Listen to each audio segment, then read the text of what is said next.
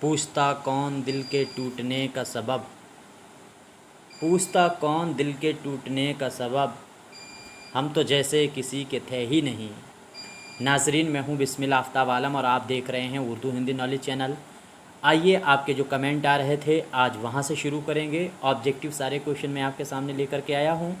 UP TGT वालों के लिए बहुत वेरी इंपॉर्टेंट वीडियो होने वाली है और इसमें एकदम नंबर 1 के क्वेश्चन मैं आपके सामने लाने की कोशिश कर रहा हूँ ताकि आपका एग्ज़ाम बहुत आसानी से क्रैक हो सके। आज कवायद से मैंने कुछ सवाल आपके सामने रखे हैं, जिसमें सबसे पहला सवाल है, जिस हर्फ पर ज़बर होता है उसे क्या कहते हैं। अब आपके सामने 4 ऑप्शन हैं, आप देख सकते हैं। जो भी ऑप्शन आपको सही लगता है उसको चूज़ कीजिएगा और इसमें से अगर कोई गलती होती है जो आपके ऑप्शन चुनने में, तो आप जो है उसको अपने पास नोट कीजिएगा। आंसर इसमें आपका जो सही होगा वो होगा बी आंसर आपका बिल्कुल सही होगा। यहाँ से आपको देखिए बी आंसर सही होगा, यानी मफ्तूह जो होता है उसको कहते हैं जिस हर्फ के ऊपर जो ज़बर लगा होता है उसे। इसके बाद में अगला सवाल देखिए, सवाल है,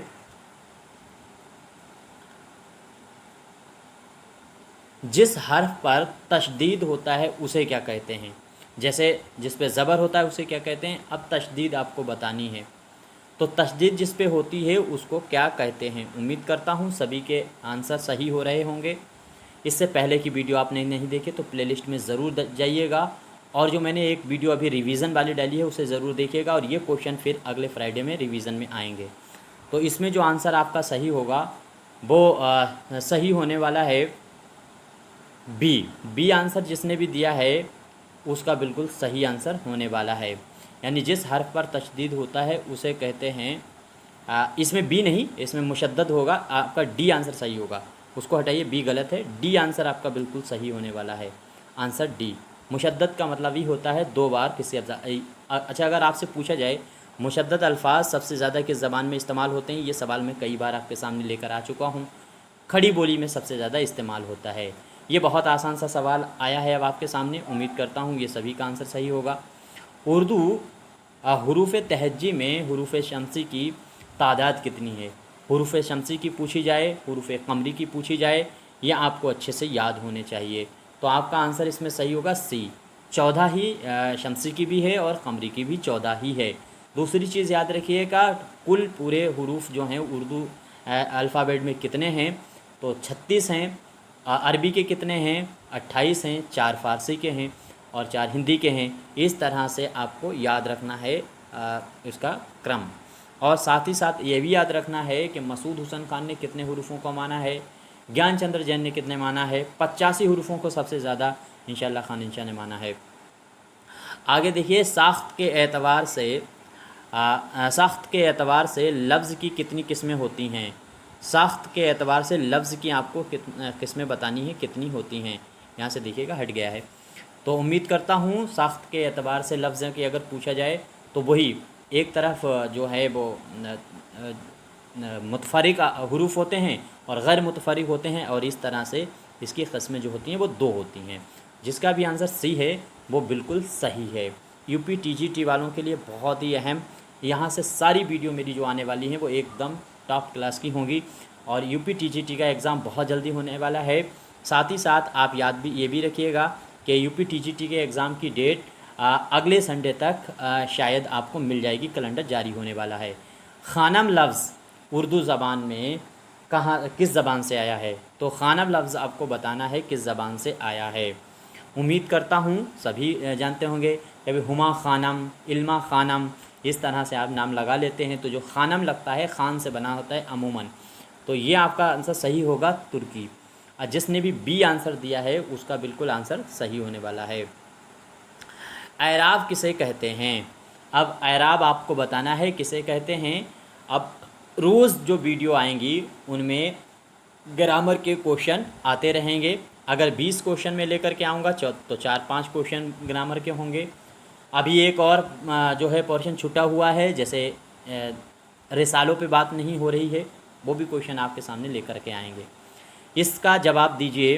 उम्मीद करता हूँ सभी का आंसर सही होगा।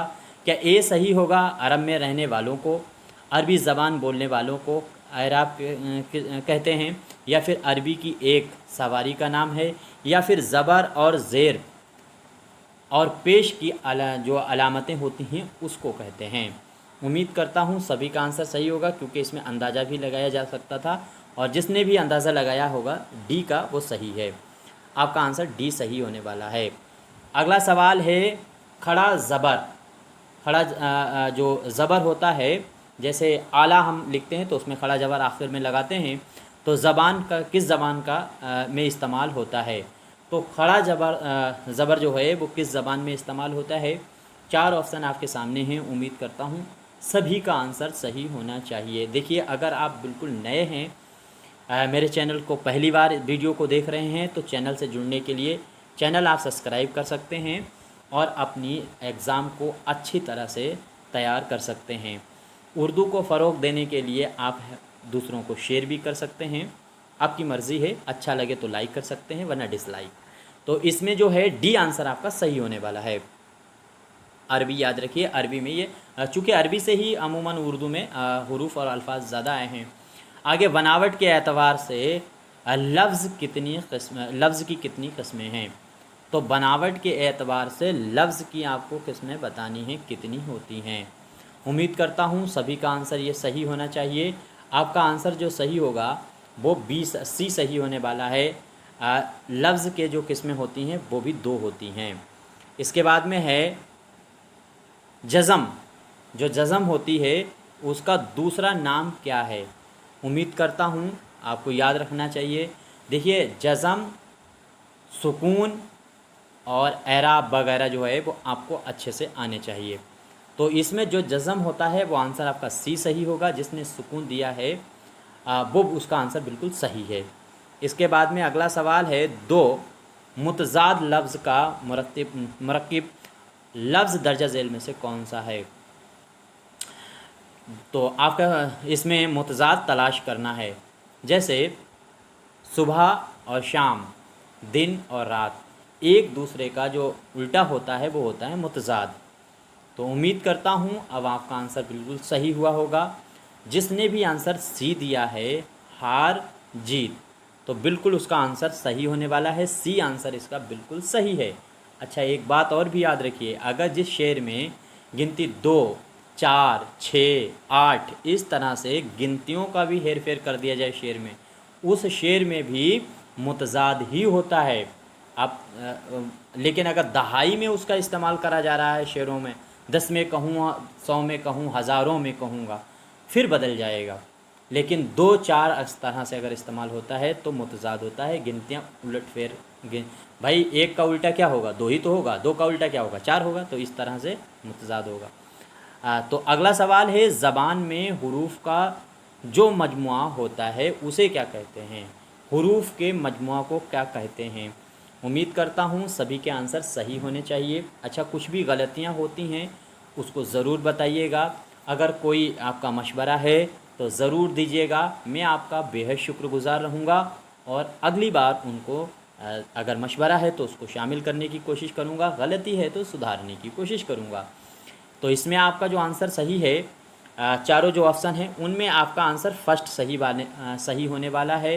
हुरूफ अवजद जिसने भी दिया है बिल्कुल सही दिया है। हुरूफ का जो मजमुआ होता है उसको अवजद कहते हैं।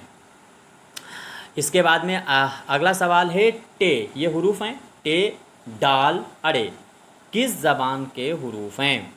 मैंने कहा ना, उर्दू जो है वो किससे मिलकर बनी हुई है? तो अरबी है, फ़ारसी है और हिंदी है। इन तीनों को मिला करके जो ज़बान की स्क्रिप्ट तैयार की गई है, लिपि तैयार की गई है, वो उर्दू है। तो उम्मीद करता हूँ सभी का आंसर इसमें सही होगा। जिसने भी आंसर डी दिया है उसने बिल्कुल सही दिया। हिंदी जो है उसके टे भी होता है, डाल भी होता है, अड़े भी होता है। अच्छा, दूसरी चीज़ याद रखिएगा, जैसे 2 चश्मी का हुरूफ इस्तेमाल हो वो भी हिंदी का ही होता है। मसलन जैसे आपको लिखना है भा लिखना है तो बे 2 चश्मी बनाएंगे, फा लिखना है तो पे 2 चश्मी बनाएंगे, था लिखना है तो ते 2 चश्मी बनाएंगे। ये भी सारे हुरूफ हिंदी के ही हैं। ये भी आपको जहन में रखना है, कहीं ऐसे लिख करके दे दें। आगे देखिए, तशदीद और तनवीन को क्या कहते हैं। तो ये तशदीद जो होती है और तनवीन होती है, याद रखिए ना। और साथ साथ में तशबीब, तनवीन और जो है जो क्या कहते हैं मद होता है। जैसे आ हमको लिखना है तो इसके ऊपर जो मद लगाते हैं, ये तीनों जो हैं वो अलामतें हैं। आपका आंसर सी सही होना चाहिए। जिसने सी दिया है उसका आंसर सही होगा। अगला सवाल है, जिस लफ्ज़ पर मद हो उसे क्या कहते हैं। देखिए वो सवाल भी आपके सामने आ गया है, जिस लफ्ज़ पर मद होती है उसे क्या कहते हैं। उम्मीद करता हूँ ये आंसर आपका सही होना चाहिए। और जो बच्चों का आंसर सही हो रहा है उनको बहुत बहुत मुबारकबाद, बहुत अच्छी तैयारी में है। देखिए सीट बहुत कम है, तैयारी बहुत अच्छे से करना होगी। और यूपी असिस्टेंट प्रोफेसर का भी एग्ज़ाम साथ ही में होने वाला है, और उसमें भी यही सिलेबस है, उसमें भी ग्रामर पूछी जाएगी। अगर आप assistant professor, UP assistant professor के हैं तो आपसे ये ग्रामर पूछी जाएगी और 3 से 4 सवाल आएंगे। तो इसमें जो आपका आंसर सही होगा, जिसने भी आंसर बी दिया है उसका बिल्कुल आंसर सही है। ममदूदा जो होता है उसको कहते हैं मदा, उसका दूसरा नाम जो है वो मद होता है। अगला सवाल है, ख्वाब, ख्वाहिश, दरख्वास्त, ये जो जुमले दिए गए हैं इनमें वाव की जो शक्ल है उसका इस्तेमाल किस का इस्तेमाल हुआ है, किस वाले वाव का इस्तेमाल हुआ है। कि वाव मारूफ़ है, वाव मजहूल है, वाव साखिन है, वाव मादूला है। देखिए कई बार मैंने इसको बताया है आपको। टीजीटी के जब प्रीवियस ईयर के जो क्वेश्चन होते थे पीवाईक्यू के, वो जब मैं हल करा रहा था तो उनको एक्सप्लेन कर रहा था, उसमें ये चीज़ें मैंने जो है एक्सप्लेन की हैं। तो इसमें जो आपका आंसर सही होगा वो डी आंसर आपका सही होने वाला है। वाव मादूला आपको याद रखना है। और अगर मजूला होता है तो वो कहाँ होता है, मसलन जहाँ पे वाव साइलेंट हो जाता है, वाव लिखा तो जाता है, उसकी आवाज़ नहीं निकाली जाती है ज़बान से, तो वाव मादूला यानी डी वाला आंसर सही होगा जो आपके सामने दिया गया है। इसको जहन में बैठा लिएगा, ये वाला आंसर सही होगा। इसमें वाव साइलेंट रहता है। जैसे लिखा है ख्वाब, तो ख्वाब में वाव नहीं पढ़ते हैं, ख्वाहिश में वाव नहीं पढ़ते हैं, खे के बाद में अलिफ डायरेक्ट पढ़ते हैं। और इसीलिए दरख्वास्त में भी वाव नहीं पढ़ते हैं, तो ये है मादूला। और अगर वाव को खींच के पढ़ते हैं ज़बरदस्ती, जैसे हुस्नो दिल, किसी जुमलों के बीच में जो वाव लगा देते हैं उसे मजूल कहते हैं। उम्मीद करता हूँ समझ गए होंगे। आपको वीडियो पसंद आ रही है तो चैनल से जुड़ सकते हैं, और अगर नहीं पसंद आ रही है तो चैनल को डिसलाइक ज़रूर करें। मतलब लाइक अगर नहीं कर सकते तो डिसलाइक करें, कोई बात नहीं। उर्दू में हुरूफ़ इल्लत कितने होते हैं। तो उर्दू में हुरूफ़ इल्लत आपको पहचानने हैं कितने होते हैं। तो हुरूफ़ इल्लत की तादाद आपको मालूम होनी चाहिए। उम्मीद करता हूँ सभी का आंसर सही होना चाहिए। तो कौन सा आंसर इसमें सही होगा, हुरूफ़ इल्लत कितने होते हैं। उम्मीद करता हूँ सभी का आंसर सही होगा। इसमें ए आंसर सही होगा जिसने भी दिया है, तो 3। हुरूफ़ इल्लत की तादाद कितनी है, तो हुरूफ़ इल्लत की तादाद है 3। अब अगला सवाल देखिए। अब ये कहावतें देखिए। कहावत है, नीम हकीम ख़तरे जाँ के लिए बात सही है। यानी नीम हकीम ख़तरे जाँ जो होता है, नीम मुल्ला ख़तरे ईमा, ये पूरी कहावत है। Little knowledge and danger man, जो कहावत अंग्रेज़ी में होती है उसी का ये उर्दू में तर्जुमा है। तो इसमें आपको कौन सा आंसर सही होगा। उम्मीद करता हूँ सभी का सही होना। नीम हकीम ख़तरे जाँ का मतलब होता है कम मालूमात नुकसानदेह होती है। जिसने भी आंसर सी दिया है बिल्कुल सही दिया है, आंसर आपका सी ही सही होगा। इसके बाद में अगला सवाल है, कहावत के लिए कौन सी बात दुरुस्त है। ये किसी जुमले का हिस्सा होती हैं, ये किसी जुमले का हिस्सा ना होकर मुकम्मल जुमला होती हैं, या मामूली फ़िक्रे होती हैं, इनमें से कोई नहीं। उम्मीद करता हूँ सभी का आंसर सही होना चाहिए। तो इसमें जो है, जिस बच्चे ने आंसर बी दिया है उसका आंसर बिल्कुल दुरुस्त होने वाला है। बी आंसर बिल्कुल सही है। उम्मीद करता हूँ सभी के आंसर सही हो रहे होंगे, यानी बी वाला आंसर आपको याद रखना है, ये बिल्कुल सही है। अगला सवाल है, पेट में दांत न मुंह में आंत, ये कहावत आपने सुनी होगी। कौन सी बात सही है इसके लिए। बूढ़ा होना, बहुत बूढ़ा होना, बहुत जानकार होना, बिल्कुल जानकार ना होना, दांत अकड़ जाना। उम्मीद करता हूँ सभी का आंसर सही होगा। कॉमन सेंस का सवाल है, आसानी से बताया जा सकता है। इसमें कोई ऐसा ये सवाल नहीं है कि आपको रटना हो, याद करना हो। कॉमन सेंस का सवाल है, पेट में दांत न मुंह में आंत। इवन आपका आंसर सही होगा पहला, आपका आंसर फर्स्ट सही होगा, बहुत बूढ़ा होना। इसके बाद में अगला सवाल है, उर्दू में कलमा की कितनी किस्में होती हैं? याद रखिएगा, कलमा की याद रखना है, ज़मीर की आपको किस्में याद रखना है, ये सारी चीज़ें आपको याद रहनी चाहिए। तो जिसका भी आंसर आपका बी सही है यानी 5, उसका आंसर बिल्कुल सही है।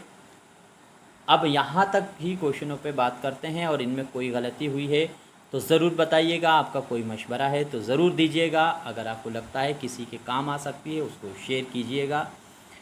बाकी आप ने अगर इसमें क्वेश्चनों के आपके सही नहीं हुए हैं जो क्वेश्चन, उनको आप अपने पास नोट ज़रूर कीजिएगा। शुक्रिया।